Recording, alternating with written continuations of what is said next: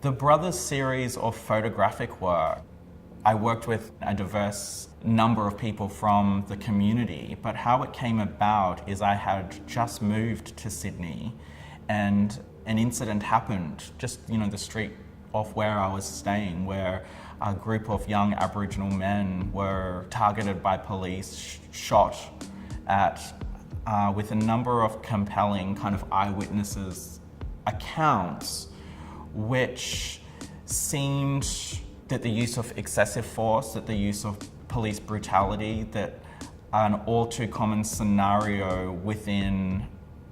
our oral histories as Aboriginal people happen. And having come from a place like Brisbane and being quite active in protest, in rally, in conversation about these issues, I was really interested not only in the aftermath and how justice would be served, but how a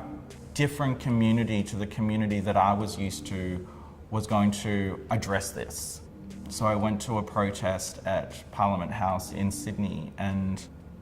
I was struck by the large number of youth that were there, friends of the young boys that were involved in the incidents. And what they had done is taken off their t-shirts and they had targets drawn over their body. And I thought, for such young people, how incredibly profound a statement that was, how incredibly brave it was, how metaphorically we as Aboriginal men are looked at.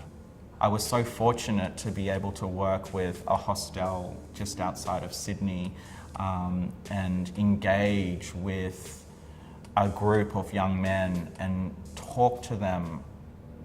and them talk to me, and understanding these similarities within our stories, the kind of heartbreaking scenario of knowing what it's like to walk into a shop and be followed around, to have police slow down as they're passing a group of young Aboriginal men on the street, that there is a constant I think target metaphorically drawn upon us, and these images just deal with it in a very straightforward way, that we are walking targets.